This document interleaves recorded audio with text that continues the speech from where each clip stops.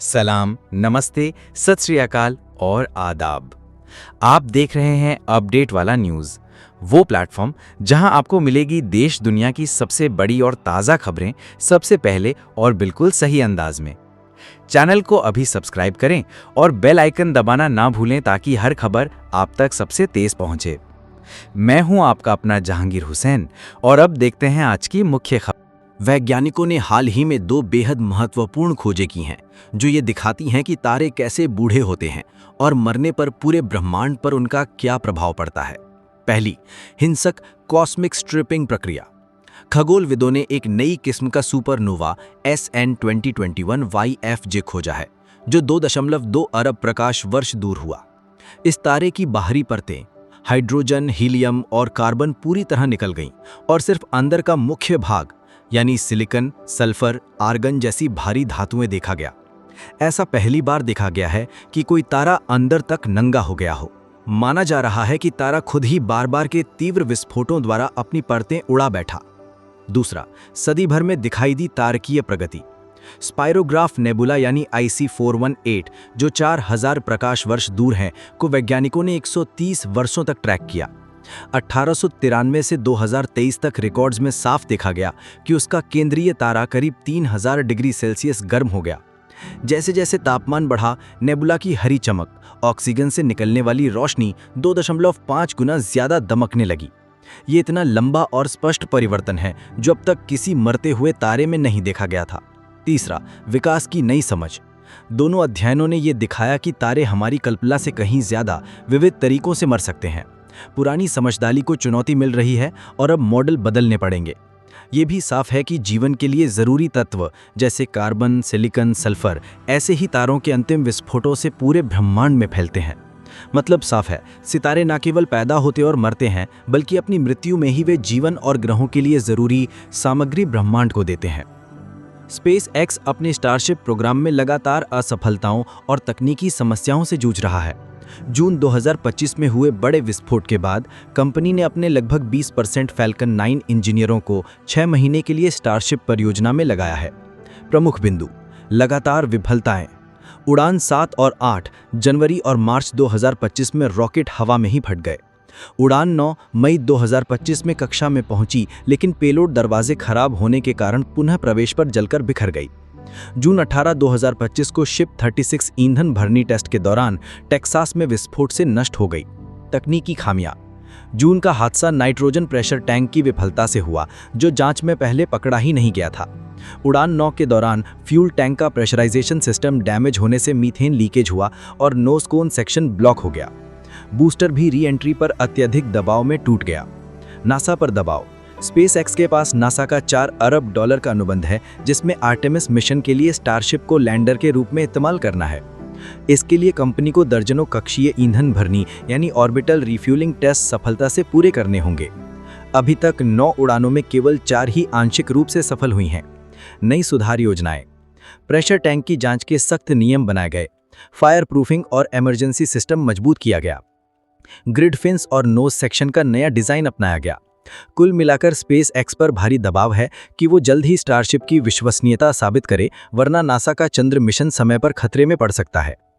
BRICS देशों के बीच एकजुटता। अमेरिकी टैरिफ्स की स्ट्रेटेजिक भूल। अमेरिका द्वारा भारत पर लगाए गए 25% और बाद में 50% टैरिफ ने अमेरिका की स्थिर नीतियों के विपरीत परिणाम दिया है। इस कदम से ब्राजील, रूस, भारत, चीन और दक्षिण अफ्रीका यानी ब्रिक्स देशों के बीच पहले से अधिक एकजुटता हुई है। भारत के साथ साथ ब्राजील और अन्य ब्रिक्स देश भी इस तिथि के खिलाफ खड़े हुए हैं, जिससे अमेरिकी स्ट्रेटजी को बड़ी चोट लगी है। भारत के प्रधानमंत्री नरेंद्र मोदी ने संयुक्त राष्ट्र में मजबूत दक्षिणी गठबंधन की बात करते हुए ब्रिक्स देशों के साथ कूटनीतिक संबंधों को मजबूत किया है। उन्होंने चीन के राष्ट्रपति शी जिनपिंग और रूस के राष्ट्रपति पुतिन से भी मुलाकात की है, जो अमेरिका के दबाव को विफल करने की भारत की कूटनीतिक रणनीति को दर्शाता है। ब्रिक्स देशों की संयुक्त आर्थिक ताकत अमेरिका के मुकाबले लगभग बराबर है और वे डॉलर के वैश्विक प्रभुत्व को चुनौती दे रहे हैं। इस स्थिति में अमेरिका द्वारा भारत पर टैरिफ्स लगाना न केवल व्यापारिक विवाद पैदा कर रहा है बल्कि दीर्घकालिक कूटनीतिक नुकसान भी पहुंचा रहा है, जिससे भारत अमेरिका पर भरोसे में कमी लाया है। टैरिफ नीति की इस विफलता के चलते ब्रिक्स मेंबर देश संयुक्त होकर अमेरिकी नीतियों का विरोध कर रहे हैं और वैश्विक व्यापार पर अपनी पकड़ मजबूत कर रहे हैं। इस बड़े ग्लोबल दक्षिण गठबंधन के निर्माण से वैश्विक शक्ति संतुलन में बदलाव की संभावना बढ़ रही है, जिसमें भारत एक महत्वपूर्ण खिलाड़ी के रूप में उभर रहा है। फेडरल रिजर्व और व्यापार नीति पर चर्चा। जुलाई की बैठक में अमेरिकी फेडरल रिजर्व ने ब्याज दरें यथावत रखीं। मुख्य कारण था कि शुल्क के कारण महंगाई बढ़ने का खतरा मजदूरी बाजार की कमजोरी से ज्यादा अहम माना गया था। कुछ गवर्नर्स यानी मिशेल बोमेन और क्रिस्टोफर वॉलर रेट घटाने के पक्ष में थे, क्योंकि उनका मानना था कि शुल्क को छोड़कर वास्तविक महंगाई दर 2% लक्ष्य के आसपास ही है। व्यापार नीति और महंगाई का असर। चर्चा में सबसे बड़ा विषय राष्ट्रपति ट्रंप की व्यापार नीति रहा। शुल्क का असर अब सामानों यानी गुड्स की कीमतों में साफ दिखने लगा है, जबकि सेवाओं में महंगाई कुछ नरम है। कई मेंबर्स का मानना था कि कंपनियां कंज्यूमर्स पर ये लागत धीरे धीरे डालेंगी। वहीं कुछ का तर्क था कि कई कंपनियां अभी अपने मुनाफे या अपनी स्ट्रैटेजी के जरिए इसे संभालने की कोशिश कर रही हैं। ब्याज दरें 4.25 से 4.5% पर स्थिर रखी गई। आर्थिक आंकड़े और मजदूरी बाजार। जुलाई 2025 की जॉब रिपोर्ट कमजोर रही। केवल 73,000 नई नौकरियां जुड़ी, जबकि अनुमान 1.60 लाख का था। बेरोजगारी दर बढ़कर 4.2% हो गई। मई और जून के आंकड़े भी नीचे की ओर संशोधित किए गए। कई विशेषज्ञों ने कहा कि ये गिरावट शुल्क यानी टैरिफ की वजह से है, जिसने व्यापार और उत्पादन पर असर डाला है। जैक्सन होल भाषण पर नजर। फेड चेयर जेरोम पॉवेल शुक्रवार को जैक्सन होल आर्थिक सम्मेलन में बोलेंगे। निवेशक उम्मीद कर रहे हैं कि वे सितंबर में दरों में कटौती का संकेत देंगे। बाजार अनुमान यानी CME फेड वॉच टूल के अनुसार 85% संभावना है कि दरों में 0.25% की कटौती होगी। राजनीतिक दबाव। ट्रंप लगातार दरें घटाने की मांग कर रहे हैं और पॉवेल और अन्य फेड अधिकारियों पर हमला बोल रहे हैं। इससे फेडरल रिजर्व की स्वतंत्रता को लेकर चिंता बढ़ गई है, क्योंकि राष्ट्रपति प्रत्यक्ष दबाव डाल रहे हैं।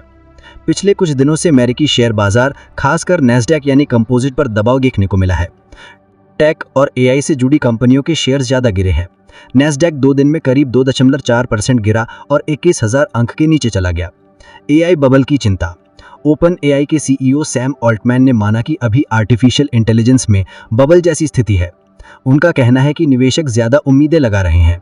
MIT के एक अध्ययन में पाया गया कि कंपनियों ने AI पर अरबों डॉलर खर्च किए हैं, लेकिन 95% को कोई असली मुनाफा नहीं मिला। केवल 5% को ही पॉजिटिव असर दिखा। Broad technology retreat. सिर्फ AI ही नहीं, सभी बड़े टेक शेयर गिरे। पैलेंटियर करीब 9% गिरा, जिसे ओवर वैल्यूड माना जा रहा है। Tesla, Meta, Microsoft, Amazon, Apple और अल्फाबेट सभी 1 से 4% तक नीचे रहे। चिप निर्माता कंपनियां यानी AMD, ब्रॉडकॉम, मार्वल और आर्म में भी 3 से 5% की भारी गिरावट रही। व्यापक बाजार और अगला कदम। निवेशक अब फेडरल रिजर्व के चेयरमैन जेरोम पावेल के जैक्सन होल आर्थिक सम्मेलन के भाषण का इंतजार कर रहे हैं। उम्मीद है कि सितंबर में ब्याज दरों में कटौती हो सकती है, जिसकी संभावना लगभग 85% है। उच्च रेटिंग और tariff shifts. Rating agency Moody's ने इंगरसोल रैंड की रेटिंग बढ़ाकर A- से A+ कर दी है, क्योंकि कंपनी के टैरिफ स्टांस में स्थिरता आ गई है। उसके शेयर भी लगभग 9% तक बढ़े हैं। दूसरी कंपनियों का भी असर पड़ा है। टारगेट लगभग 8% गिरी और एस्टी लॉडर लगभग 5% नीचे आई, क्योंकि इनकी कमाई उम्मीद से कम थी। आउटलुक। विशेषज्ञों का मानना है कि हाल की तेज रैली के बाद ये गिरावट प्रॉफिट बुकिंग का नतीजा है। अभी से टेक सेक्टर से निवेशकों की पूरी तरह वापसी नहीं माना जा रहा है। टारगेट ने अपने चीफ ऑपरेटिंग ऑफिसर माइकल फिडेल्को को CEO नियुक्त किया है, लेकिन कई निवेशक और विश्लेषक उम्मीद कर रहे थे कि कंपनी एक बाहरी यानी एक्सटर्नल उम्मीदवार लाएगी, जो नए विचार और स्ट्रेटेजी लेकर आए। आंतरिक नियुक्ति से बाजार में उत्साह नहीं दिखा और शेयरों में गिरावट दर्ज की गई। दूसरा, कंपनी की मौजूदा चुनौतियां। लगातार 11 क्वार्टर से बिक्री या तो स्थिर रही है या गिरी है। ग्राहकों की डिस्क्रिशनरी खर्च यानी कपड़े, सजावट के सामान कम हुए हैं। वॉलमार्ट और अमेजॉन जैसी कंपनियों से कड़ी प्रतिस्पर्धा। कुछ सामाजिक सांस्कृतिक विवादों जैसे DEI पॉलिसीज को लेकर ग्राहक असंतोष। नए CEO की प्लान। माइकल फिडेल्को ने 3 मुख्य लक्ष्य रखे हैं। टारगेट की पहचान को फिर से स्टाइलिश और यूनिक प्रोडक्ट्स के रूप में मजबूत करना। दुकानों और